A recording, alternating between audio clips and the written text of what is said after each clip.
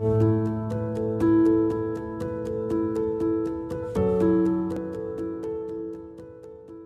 Everyone, की for learning science में आपका स्वागत है। और इस वीडियो में हम देखने वाले हैं फोटोसिंथेसिस और रेस्पिरेशन में क्या डिफरेंसेस हैं, ये हम इस वीडियो में देखेंगे। तो फोटोसिंथेसिस में फर्स्ट है, it occurs only in plants and some photosynthetic bacteria.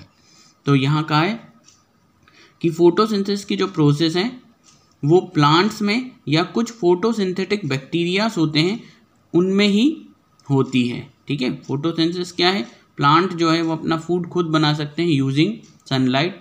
ये जो हमने प्रोसेस देखी है वो या तो प्लांट में होती है या फिर कुछ फोटोसिंथेटिक बैक्टीरियाज में होती है जो फोटोसिंथेसिस कर सकते हैं। ठीक है, रेस्पिरेशन में है, it occurs in all living organisms. ये यानी रेस्पिरेशन की जो प्रोसेस है वो सभी लिविंग ऑर्गेनिजम्स में होती है। ठीक, सेकेंड है फोटोसिंथेसिस में takes place in presence of sunlight. ये जो है फोटोसिंथेसिस की प्रोसेस सिर्फ सनलाइट के प्रेजेंस में ही होती है। जब तक सनलाइट आती है तब तक ये होती है और उसके बाद ये रुक जाती है। जबकि respiration takes place throughout the day. Respiration पूरे दिन यानी 24 घंटे लगातार चलता रहता है। ठीक, थर्ड है फोटोसिंथेसिस में it occurs in chloroplast and it dependent on light. ये जो है फोटोसिंथेसिस की प्रोसेस है ये क्लोरोप्लास्ट में होती है जो सेल में है, और ये लाइट के ऊपर डिपेंडेंट है। लाइट की प्रेजेंस में ही होती है तो लाइट पर डिपेंडेंट है। लाइट होगी तो फोटोसिंथेसिस होगा, अदरवाइज नहीं होगा। रेस्पिरेशन में aerobic respiration occurs in cytoplasm and mitochondria and is independent of light. जो एरोबिक रेस्पिरेशन है, एरोबिक रेस्पिरेशन मतलब जहां ऑक्सीजन की ज़रूरत होती है, जिस रेस्पिरेशन में ऑक्सीजन की ज़रूरत होती है उसे एरोबिक रेस्पिरेशन कहते हैं। और ये साइटोप्लाज्म में, जो सेल का साइटोप्लाज्म होता है जेली लाइक सब्सटेंस, उसमें और माइटोकॉन्ड्रिया में लाइट के बिना यानी लाइट नहीं होती है तब भी चलता रहता है। ठीक है, यानी थ्रू आउट द डे चलता है, यानी हर टाइम पे ये प्रोसेस हो सकती है।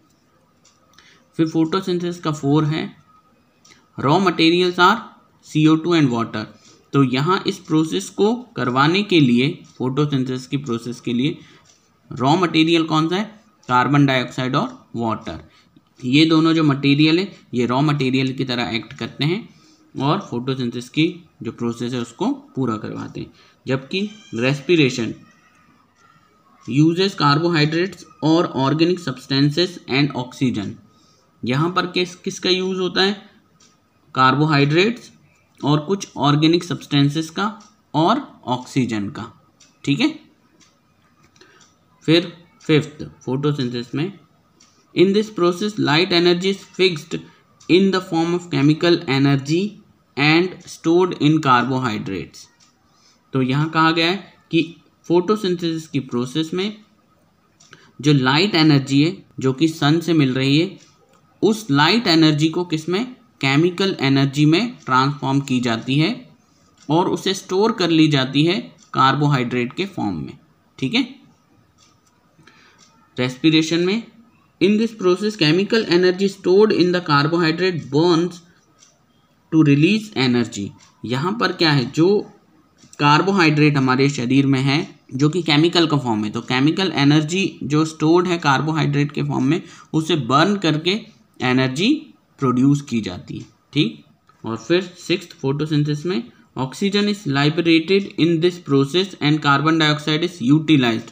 यहाँ इस प्रोसेस में ऑक्सीजन जो है वो बन करके बाहर निकाली जाती है, यानी एनवायरनमेंट में छोड़ दी जाती है। जबकि यूटिलाइज किसका किया जाता है, कार्बन डाइऑक्साइड का। तो ये हमने तो बहुत पहले से पढ़ रखा है, जो प्लांट्स होते हैं वो क्या लेते हैं, कार्बन डाइऑक्साइड इनटेक करते हैं और बाहर करते हैं ऑक्सीजन। तो इस प्रोसेस में यही होता है, कार्बन डाइऑक्साइड को यूटिलाइज किया जाता है जबकि ऑक्सीजन निकाल दिया जाता है एनवायरनमेंट में। ठीक, फिर रेस्पिरेशन में ये इसका उल्टा है, ऑक्सीजन इज यूटिलाइज्ड, यहाँ ऑक्सीजन को यूटिलाइज किया जाता है और कार्बन डाइऑक्साइड उसका प्रोडक्ट बनता है, उसे बाहर रिलीज कर दिया जाता है।